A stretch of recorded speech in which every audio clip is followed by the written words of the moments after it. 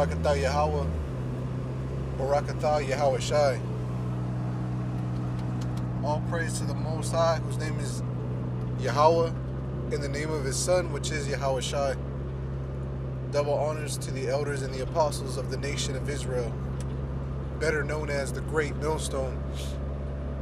Shalom and blessings to the elect, the 1/3, the 144,000, and death to 2/3.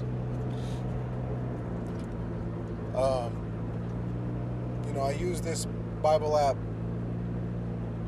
pretty much daily, and I was kind of shocked when the daily verse was Revelation 13 and 18. So I figured that's the spirit, because it's very rare that I see scriptures come up that are obvious prophecies. Other ones are not so obvious to the world, like things or scriptures that pertain to the scattering or the dispersed or the lost sheep of the house of Israel. For some reason, those aren't as obvious to most people, which makes that more of a mystery. And this is a mystery here too,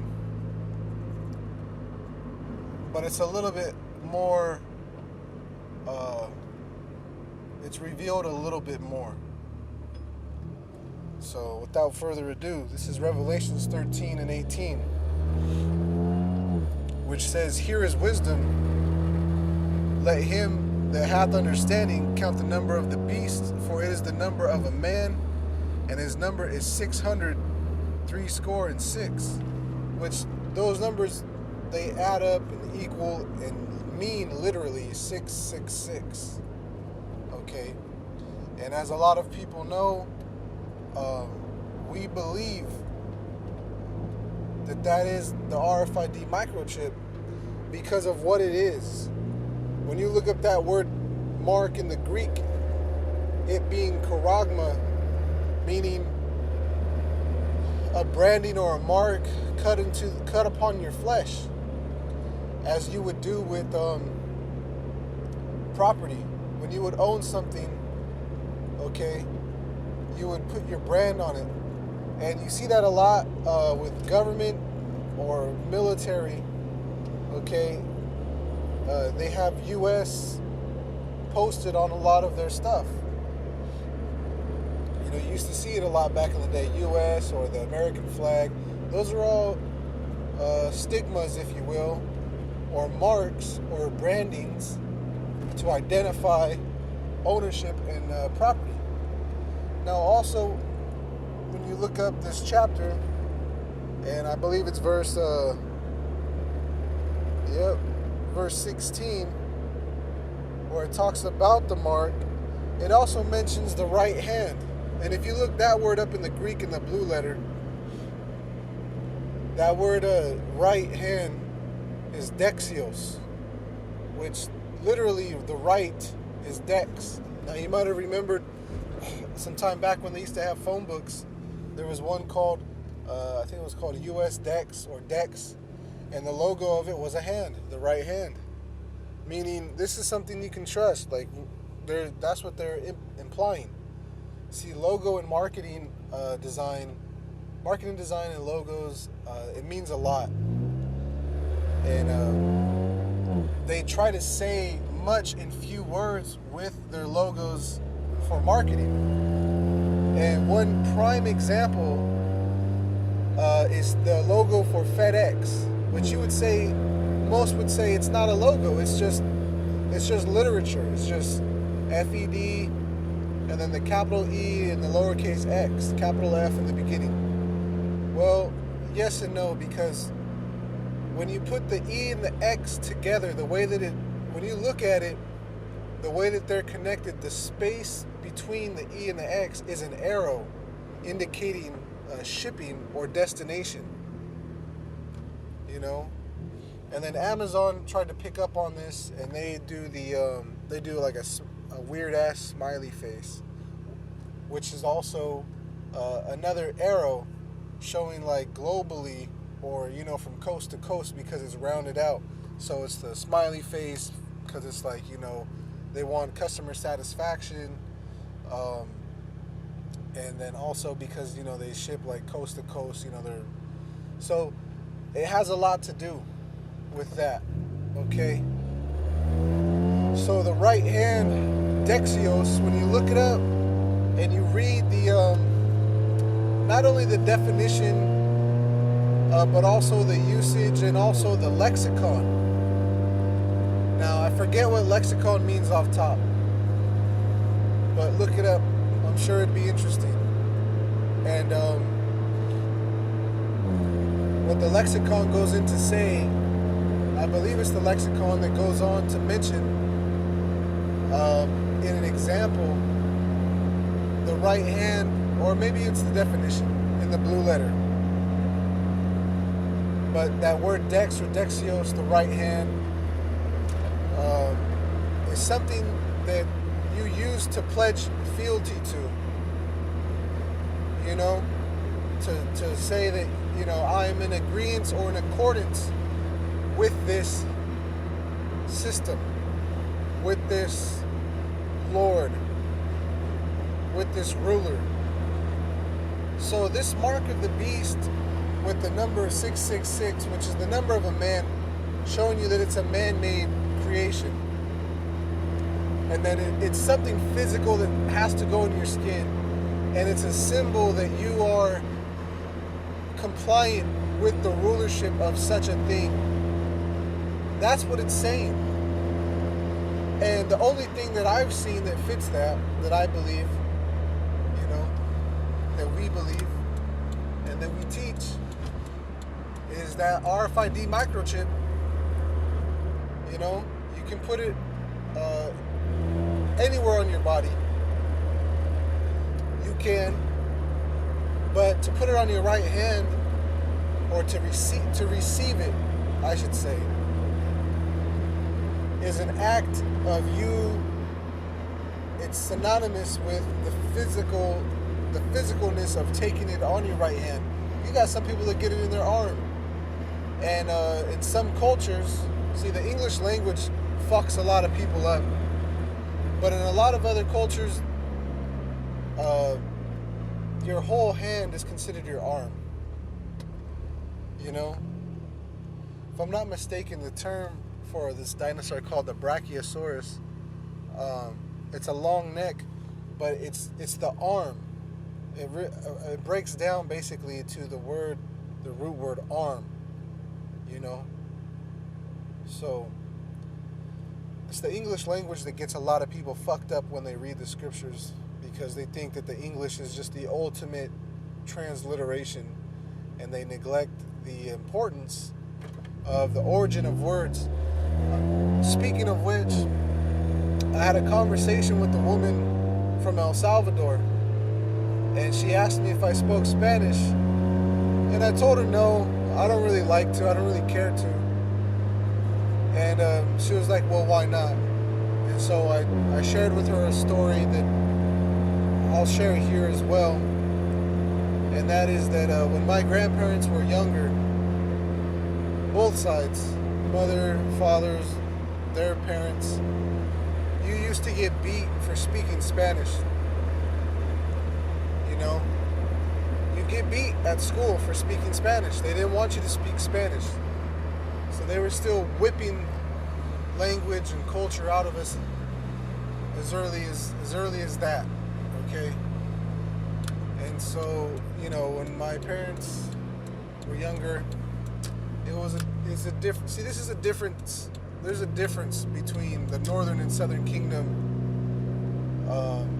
and a difference in a little bit of this understanding as far as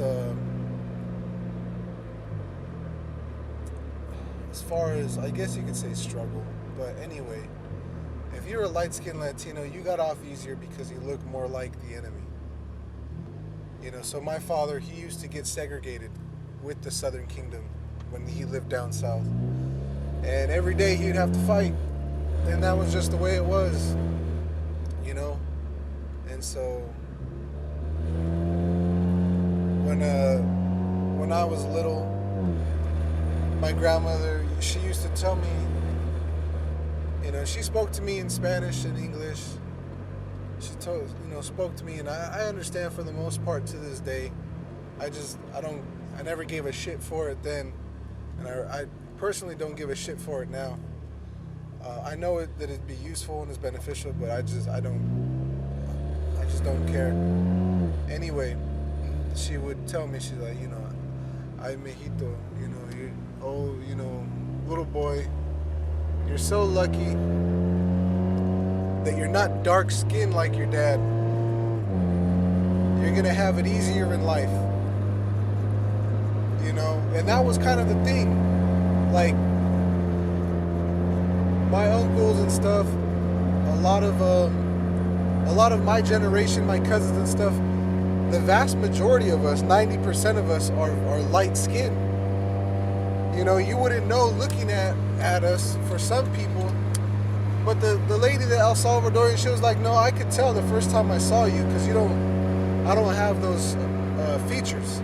I just have the light skin, but my nose and everything else. She was like, no, I could tell. My ears, my nose, all that shit, right? So we were talking about words, and the difference in the usage of them. I'm sorry, this is just a little bit relevant to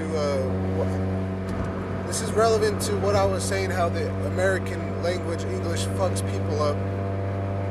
So anyway, to continue on with what I'm getting at, we were talking about different words, and I told her, she was like, when they moved up here to this area, to this state, the school took her daughter and made her take a test without her parents' permission. And she was upset, she was like, they weren't supposed to do that, that was illegal. Well, her daughter was like, don't worry, Dad, I kicked all their asses. I only missed one. So they laughed about it. But I was like, they did the same thing to my sister. And, growing up in a Latin house, we come up with words for things that are like fill in the blanks kind of things. Everything is a chingadera, meaning a fucking that fucking thing, And so-called Southern Kingdom, the so-called black men, they know about this too. You hear comedians talking about it, the pair of pliers that use it for the stove, the tub,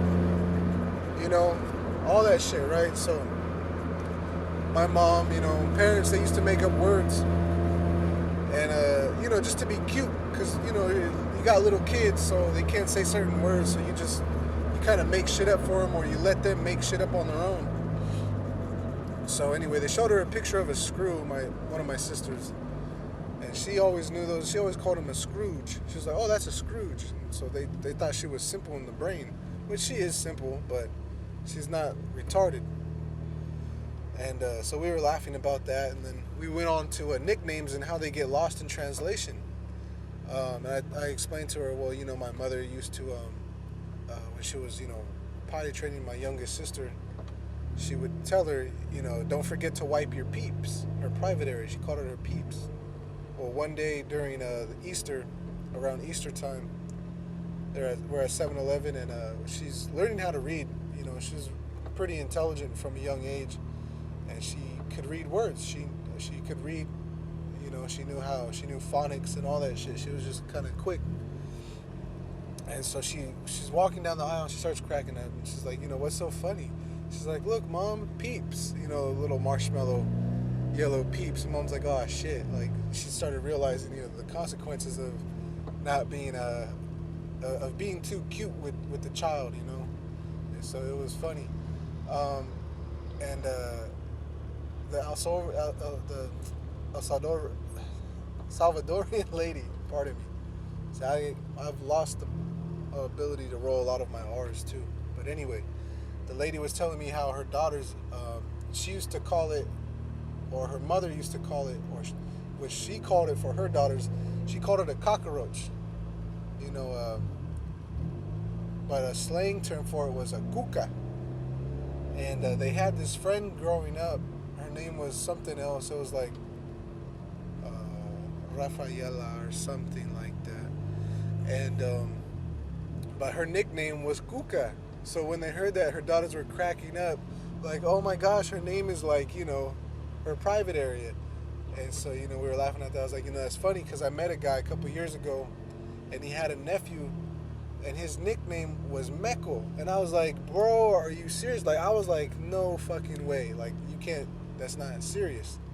He's like, what do you mean? And I pulled up the slang definition because the way that I know the word Meko, it means cum stain. And so, we were cracking up at the table and she was like, well, in Mexico, certain parts, Meko means, it means bow-legged. I was like, oh shit. And then she was like, oh, it also could be something else too. And I was like, yeah, it's probably bow-legged when it was little, or younger. And so, even my grandmother on my mother's side, she was at a store buying tomatoes, and she always called them, tomates or tomatillos or tomates.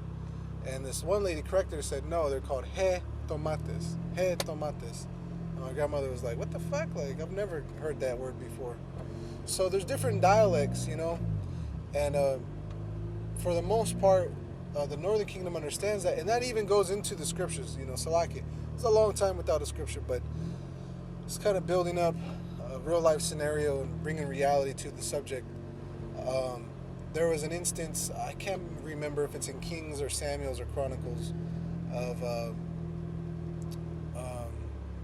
the Northern Kingdom saying a word differently, Shebboleth instead of Sheboloth, which I think was referring to corn or something.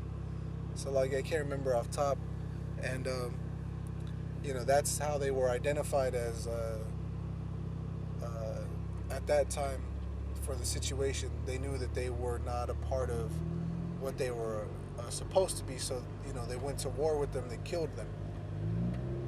So that's just showing you how language and in transliteration and interpretation, it does play somewhat of a part in this, but you can't let that play the part to have you ignorant. And that's really the takeaway here when it comes to this mark of the beast, Revelation the 13th chapter. Your English, your fucking English, your fucking Edomite language is not king in understanding. You son of a bitch. Salakia. But just start thinking about Zabak and how he's mocking it. And then you remember Hard Rock Truth was mocking it. And all these guys, ISUPK, they were mocking it. Hey, keep mocking, man. You fucking idiots. Holding on to the English language and your own fucking egos is gonna get you murdered, man. Most High is gonna allow some killing to take place on you. I hope it's a murder and not a killing. I hope someone premeditates some shit against you. I know, you're like, oh, that's harsh. Shouldn't wish evil upon somebody, but hey, the Most High said, lift up neither prayer nor cry, because He's not gonna make any intercession for them, man. And these guys know better. They know better, but they choose not to do better. But ultimately, it is the Most High that blinds minds and opens minds. So that is what it is. And saying all that to say what's been said, the mark of the beast, it is the RFID microchip. The 666, it is synonymous with the UPC barcode. It is something that will be embedded into your skin to prove that you belong to a society, a structure, a government, a power, and it goes against the law in itself, where thou shalt make no cuttings in your flesh for the dead. Okay, that was never a custom of the Israelites, to cut themselves, to mar themselves, to destroy their natural look. And part of that proof is when you look at a man named Absalom, I believe his name was, who was perfect in body. He had no scar, no, what do they call, a defect on him. Okay? He was the, like as today you would have a model, a male model. He was like the male model for looks. No physical a scar was on him, which is rare because a child will fall down and all this other shit, right? So that should be more than enough to convince a sincere mind, a sincere heart, and for everyone else, to hell with you. Enjoy the missile fire and the torment to come. With that, I'm gonna say shalom.